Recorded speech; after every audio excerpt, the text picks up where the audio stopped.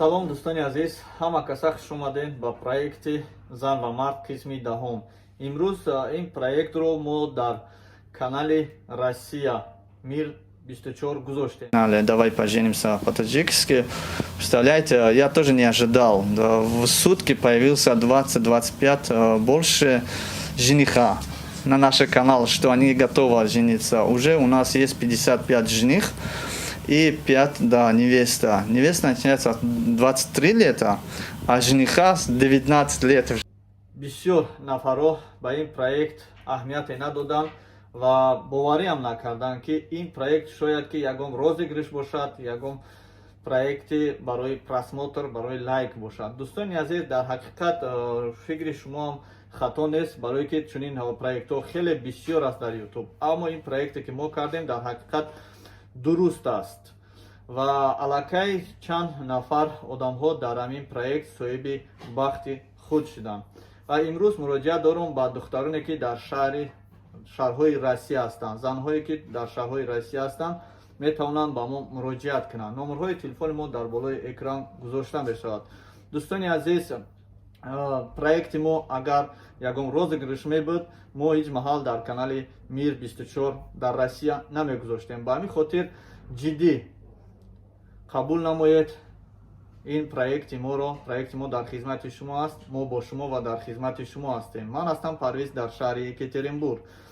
Аллакай 80 нафар зангир тайёр ҳастанд ки ба ҳаёти мустақилона қадам гузоранд. Дӯстони азиз, фаромӯш накунед, занҳоам кам нестанд ва хеле занҳои муъмини мусулмон бисёртар ба мо муроҷиат карданд ки онҳо мехоҳанд соҳиби бародаро хеле зиёд ҳастанд. Мо интизор ҳастем занҳое ки дар тамоми шаҳрҳои Россия, берун аз Россия, ҳатто дар Тоҷикистон, дар Узбекистон, дар Қирғизистон, нафароне ки мехоҳанд ки оиладор шаванд, фарқ нест аз синни сол, метавонед муроҷиат намоед. Дӯстони азиз, мо танҳо шуморо фаромӯш накунед ки бо шумо ҳам суҳбат мешем, бо духтаро, бо занҳо, бо мардоне ки зангир ҳастанд суҳбат мешем. Танҳо номери якдигарро дар якдигар метиҳем. Тамом номерҳои бачаҳоро, расмҳои бачаҳоро, информатсия дар бораи бачаҳо мепартем дар группаи духтаро. Духтаро якташа интихоб кунанд, кадомеша ки интихоб кунанд, кадомеш ки бахташ гуфти гапо кушода боша, ҳамон да мега ки акаҷон ҳамонро бигем мода нависа. ёе ки номероша худаш ҳам дар поёни суратҳо информатсияш номерош ҳаст. ба ҳамин хотир модарон, хоҳарон ва апҳои азиз, аз шавҳар кардан шарм надоред, дила ба қувват бигиред. мо ҳамчун як фарзанди падар метавонед муроҷиат кунед. мо сирри асрори шуморо пеши мардум намеброрем, шуморо шарминда намекунем. баъзе одамо дар дигар шаҳрам, баъзе одамо дар дигар шаҳр, мо метавонем якдигарро мақсад шинос кунем. Агар домод ки ба шумо маъқул шавад, шумо ба домод маъқул шавед, ҳамзабонӣ кунед, омада мақсад як ҷо зиндагӣ кунед. аз худи Москва ба Екатеринбург, Екатеринбург ба Москва рафтан ё ки ба дигар шаҳр дар даруни Россия проблема нест. ба ҳамин хотир главни якдигарфаҳмӣ кунед. сирри асрори шумо пинҳон аст.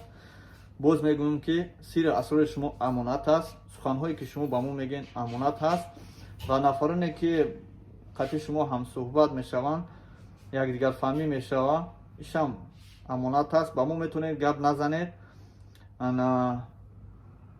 ҳар як коре ки мешавад, мақсад шумо тӯй мекунед, тамошо мекунед, инашам амонат аст. хитон марҳамат муроҷиат кунед ба падару модартон, ба дӯстони наздиктон даъват кунед дар тӯйтон иштирок кунанд. мо танҳо як пешниҳод мекунем. мо вақти тӯй рафтан, вақти маъракада иштирок кардан, вақте ки шуморо гирифта пеши як кас дигар надорем. дӯстони азиз, мо чӣ хеле ки мебинед, доимо дар кор ҳастем, аз саҳар то бега дар кор ҳастем. Бега аллакай шаб мешавад, баъд аз кор вақти хоб мешавад. дӯстони азиз, ба ҳамин хотир мо танҳо боз ба шумо мегӯям ки ягонтаи шуморо ба ягонтаи шумо наметавонем ки встреча назначат кунем. танҳо номерои телефоншона ба духтаро метиҳем. духтаро хоҳиш кардан шумода занг мезананд, ёе ки хоҳиш мекунанд, мода мегӯянд ки ҳам писарбача маъқул шуда гап занен нависа. ба ҳамин хотир дӯстони азиз ин буд проекти даҳуми қисми зан ва мард ки имрӯз мо пешкаши шумо кардем. Писарбачаҳо ҳастанд аз Москва, беҳад бисёр ҳастанд ки аз оилаи якум ҷудо шудагианд, аз шаҳри Екатеринбург ҳастанд, аз Тюмень ҳастанд, Челябинск ҳастанд, аз Догистон ҳастай, аз бисёр шаҳрҳои Россия ҳастай. Ҳамаеҳоро мо наметавонем номбар кунем ва наметавонем онҳоро мо болои экран бироем, барои ки ҳамаи амонат аст. Агар не ҳамашона ба суратҳошон писарҳоро метавонистем ки дар ютуб монем ва духтаре ки желание доранд мехоҳанд маъқулшон мешаванд, баъзе аз онҳо метавонанд онҳоро занг зананд вай кунанд, ҳамсӯҳбат шаванд хичон. Аммо наметавонем, ино ҳамашон амонат ҳастанд, ҳамаш дар дасти ма аст. Бачаҳо ҳастанд, ҳама мисол даъниёшон дар ма партуфтагӣ ҳастанд, дар дасти ман ҳастай. Ман наметавонам онҳоро дар ютуб монам. Агар мешуд желание медоштанд ягон тишки бародари на манамун ман занг гирам, мегуфтанд ман албатта мемонам.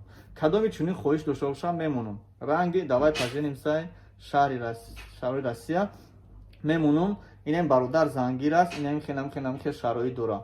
Ина номери телефонош. Беҳад зур мешед. Неки нафаре ки хоҳиш дора. Нафаре ки хоҳиш надошта боша, мо ҳеч гуфта наметавонем.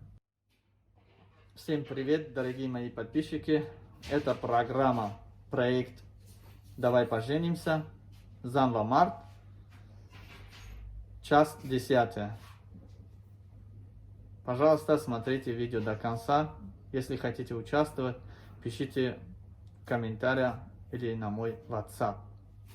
Давай поженимся по-таджикски. Представляете, я тоже не ожидал. В сутки появился 20-25 больше жениха на наш канал, что они готовы жениться. Уже у нас есть 55 жених и 5 невеста. Невеста начинается с 23 лет, а жениха с 19 лет.